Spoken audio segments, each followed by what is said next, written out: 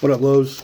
I got to do this one early tonight. I got to get both the kids in different times, dropping them off at the buses for their last out of country matches, football and volleyball.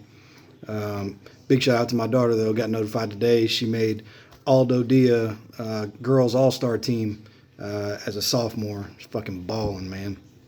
All right, so jumping right into it. Beast of the week last week. Man, that was an easy call, just like the week before, with the commish putting up over $170 and crushing BDZ's soul. I think it's clear cut and easy to say that he got beast of the week, and he's on a damn roll right now. Minus the loss the week before by half a point. The point total for his team and point outputs are insane. Philly Boy touched on it. He's got almost 1,000 points already at this point in the season. That's crazy. Unless that fall off that he keeps talking about really happens, he's going to be tough to beat for a championship this year. Bum of the week. Bum of the week, a little bit different, a little bit difficult to come across. Actually, it was not difficult to come across. It's going to be a shared title this week for Philly Boy Green and BDZ, solely based on their shitty-ass trade that made zero fucking sense to anybody but Philly Boy Green. But I'll touch on that later in the pod. Yeah, for that reason, y'all both bums in my book. All right. Rolling into the picks of the week. Last week, I tried something new. I went through and just kind of looked at the rosters first thing as I got on here rather than doing the notes ahead of time. So I'm going to do it again this week. It seemed to work out. Didn't cut any time off. Didn't add a whole lot of time either. So we'll go with it. First matchup is Commish Man Soup versus Zeke. It's got the Commish highly projected way higher. Let's see who he's got going this week. Oh, man, he's got some good matchups. Jonathan Taylor against Tennessee's defense. They projected him for 30. I guarantee, I would almost put money down. I bet he scores 30 at least. Boy, that's tough. Running with two tight ends. Okay. Might work out, actually, just because of their fucking matchups.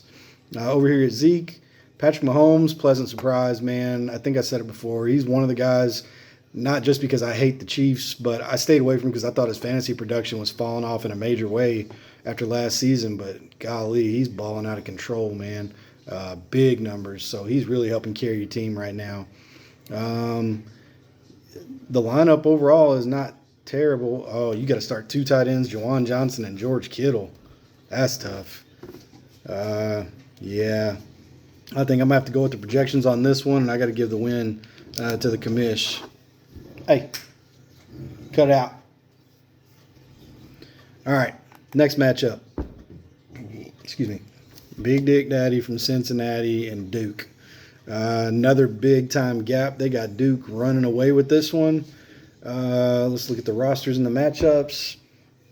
BDZ, Jalen Hurts against the Giants. I don't know. Is he going to throw the ball again? They're going to run the ball. I don't know what's going on with those folks, but Jalen Hurts ain't a bad matchup. Still don't know about old Bill Krosky-Merritt. Oh, lucky you. You picked up Breece Hall and George Pickens, who ain't going to do shit for you. Yeah, man. Well, I don't know. I take it back. George Pickens might, just because CeeDee Lamb's going to get shadowed by PS2, which is going to open him up against Riley Moss, who, by the way, has the lowest reception percentage in the NFL, but he gets targeted 3 times more than any other corner in the NFL. So it looks bad, but it should be a good matchup, and I think George Pickens will probably get you some decent numbers off that. Over here for Duke, CJ Stroud. No way I'm starting him against San Fran. He just ain't been doing shit.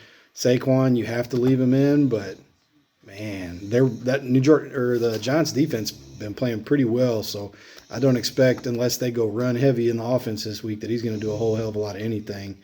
Olave and Devontae Smith. Yeah, I like your lineup. I think decent matchups, couple tough ones. I think I got to give the win to Duke on this one. All right, next matchup, Red Balls and Cannoli. Damn, everybody's lopsided. It's got Red Balls 62% chance, Cannoli 38% chance. Looking at the lineups, Daniel Jones. I don't know if Chase Brown's going to do anything for you, Red Balls. Jamar Chase will probably have another big game, especially if Sauce is out. Jamar Chase should eat. Drake London against Miami is good to go. Yep. And then looking over at Cannoli, Josh Allen, I think he's going to have a decent game. Josh Jacobs going to do what he does. DeAndre Swift, I think he's going to do fine, but they are starting to split carries almost down the middle with this rookie, Monongai. So we'll see what that does for his production. I'm hoping it stays 50-50 because I'm short on running backs and had to pick up Monongai this week. Javonte Williams, he's going to try for his revenge game against Denver's defense, but I don't know if he's going to be able to pull it off, man. I think they're going to be just as eager to beat him up a little bit. Yeah. But yeah, overall, I do think Red Balls has got the better matchups, the better high side. And of course, you don't even have a full lineup in, so it's tough to say. Oh, no. Yeah, you do.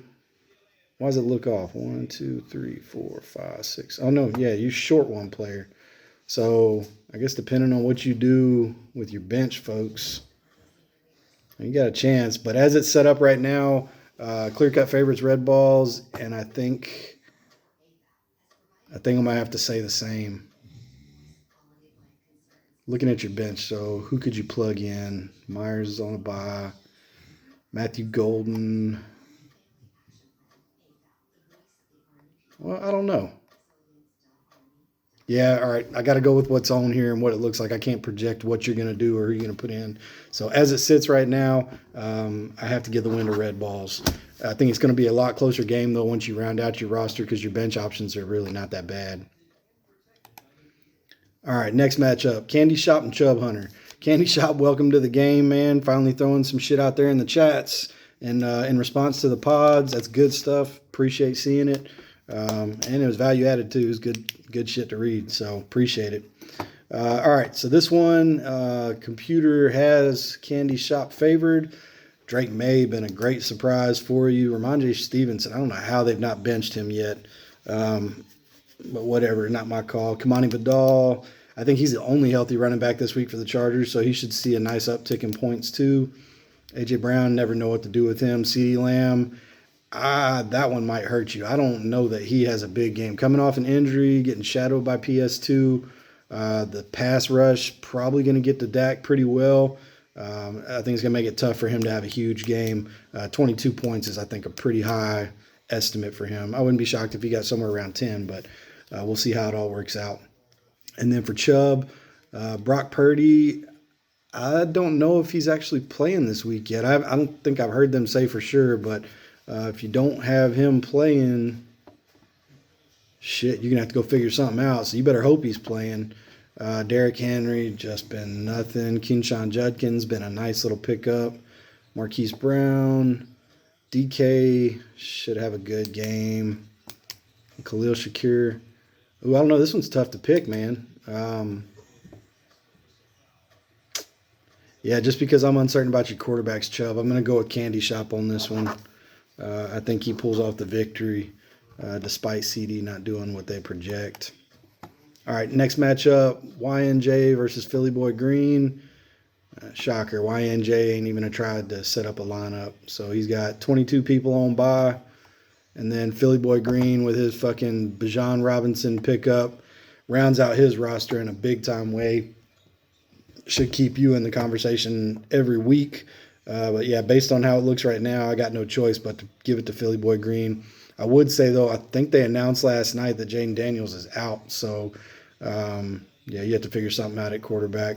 You got time, though. So, either way, Philly Boy Green pulling the win off on that one. And then final matchup. You got myself and D's Bucks, and boy, he's a heavy fucking favorite. What you got going on? All right, Bo Nix versus Dallas. Devon Achane in Atlanta. Kareem Hunt in Washington. Ladd McConkey, Rashee Rice. Man, I don't know why they're projecting you so high. Or they just projecting me so low. Oh, yeah, they're projecting me pretty low. Baker against the Saints. Hopefully he has a bounce back after last week. Yeah, I'm starting the rookie Kyle Monongai, and then I still got to decide if I'm going to put Tony Pollard up against that tough Indy defense, or if, and I know you keep giving me shit about it, Philly Boy Green, but I haven't had a choice with this RJ Harvey thing lately, and I still believe it's a matter of time before they start utilizing him the way they should and could. He's shown that he's a definite weapon out the backfield in the passing game. He runs hard, too. They're just not giving him a shot, but Dobbins is doing well enough. It doesn't really matter. But for fantasy reasons, this one's killing me, and it hurts. My bye weeks hurt me this week, too, plus the injuries. Jesus Christ. almost my whole team's injured. So got to figure that out.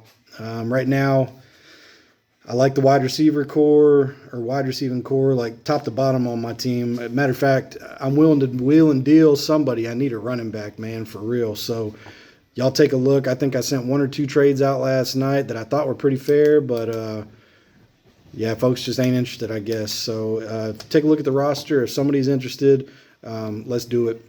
I can move one of these wide receivers and still be pretty good. I like the guys I got on the bench when they get healthy, too.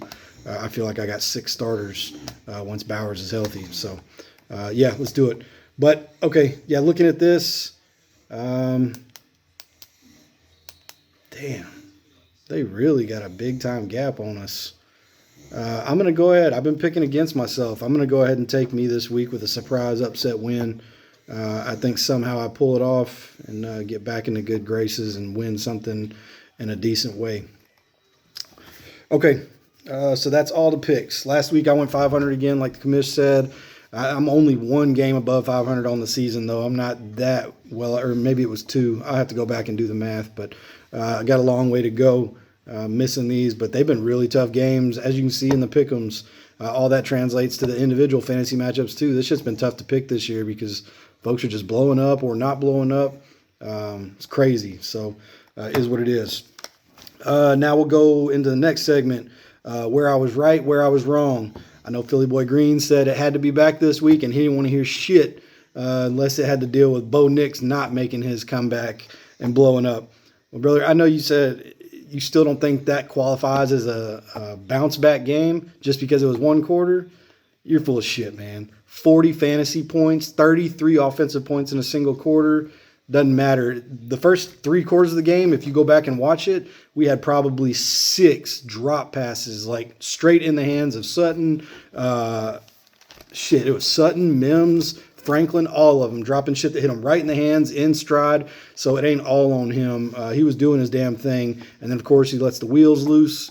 He's definitely going to win the rushing side of that Dak Prescott battle. Yeah, so where I was right, Bo Nix bounced back in a big way, as evident by his weekly winner. I don't want to hear shit about it. Where I was wrong, man, I projected the Steelers defense was going to kick Cincy right in the nutsack, and damn, not how that shook out at all. Joe Flacco bounced back again. Old man is still doing his thing. I definitely misread that one, and I was off. Where I was right, Ashton Jeanty. Yet again, I talked about how he was projected pretty high, like 20 points last week. I said there's no way he was going to get anywhere near that. And sure enough, he put out another stinker, and he does. I forget who said it earlier this week. Yeah, he might end up being the no-shit bust of this fantasy draft. All right, where I was wrong. I called commission BDZ was going to be a close game or a close matchup, slight edge to the commish. Nah, bro. He put a fucking spanking on you. Even though it was your best week of the year, BDZ, commish put a spanking on you. Like you said, belt to ass. I got that one way wrong. I thought it was going to be closer, and I did not expect him to put up a $175. So good on you, man. Like, again, I need somebody to take you out. I need that drop in production that you keep talking about to kick in because I'm trying to get a gap between us. And right now, me, you, and Duke are struggling there at the top to battle each other. Where I was right, I hated to say it. I alluded to it pretty heavy that Scatterbo was probably going to have a good day against my Broncos. He did just that, both on the ground and in the air. He put up big points, and I think they were stupid not to go to him a little bit more because he was definitely hurting us. I really like him as a running back, man, and he had another good day. So I was right calling that out as much as it killed me to do so. And then where I was wrong, I called Tampa Bay and Detroit, said it was going to be a shootout. I was expecting 30-plus points from Goff and Baker. That was far, far from the truth. Detroit came out and played a hell of a game. The defense was on point, shut Tampa Bay down. Granted, the injuries and all that did not help the case, but it does make me a little nervous moving forward that everybody's out and we're down to basically a still injured Egbuka and Tez Johnson, which I like. I really wish Denver would have drafted him. It would have been nice to match him back up with his brother, Bo Nix. I think they would have done some big shit, but it just didn't work out. So I was wrong thinking that was going to be a shootout. It was nowhere close. And, yeah, so that's it for the typical segments. But now we get into the real talk. Let's discuss this fucking trade, man. Philly Boy Green, you are full of shit when you say it's super even and BDZ built his team up and all this other bullshit. All the stuff you've been saying on the call, in the chats, everything else, you know you a goddamn lie. There's a reason why you kept begging for forgiveness the night it went through and saying, oh, we can take it for a vote, let that guilty conscience get the best of you, and you knew you were wrong. Knew you were wrong. And BDZ, I'm not going to say y'all are colluding, but boy, it sure looks like it. That trade did not make sense for your team either. You can say it rounds me out to a better roster. All I was getting was points from one dude. Bro, when the injuries end back, you are still going to be down a shit ton of points overall from the 4 guys you picked up versus the 3 you let go. Overall point total every week will decrease. There's no way this pans out in your favor. Mark my words, that just ain't going to happen. At least not in the long term. Maybe week by week, every once in a while, somebody will blow up. That trade was fucking horrendous, and I hope nobody else does it. Again, congrats, PBG or Philly Boy. You did what you're supposed to do. Like, you're supposed to try and better your team and take advantage of folks when you can in the trade pool. I just didn't know this league was like that. Some Bush League shit. So, is what it is, though. Best of luck to all y'all. That's all I got for this week's pod. Again, got it out early.